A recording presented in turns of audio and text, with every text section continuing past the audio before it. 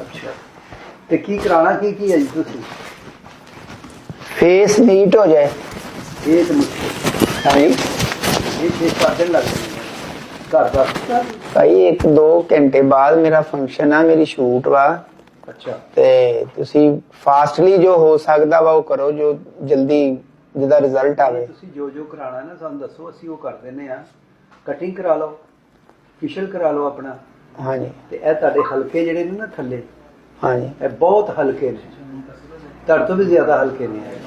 ਇੰਨਾ ਹਲਕਿਆਂ ਨਾਲ ਇੱਟ ਬੰਨ ਲਾ ਮੈਂ। ਇਹ ਵੀ ਨੀਟ ਹੋਣ ਵਾਲੇ ਨੇ ਸਾਰੇ ਨਾ। ਇਹਦਾ ਪਾਲਿਸ਼ ਹੋਏਗੀ ਤੁਹਾਡੀ ਸਾਰੀ। ਇਹ ਕੀ ਇਹਦਾ ਹਾਲ ਆ ਜਿਹੜੇ ਬਲੈਕ ਹੁੱਡਸ ਬਣੇ ਆ?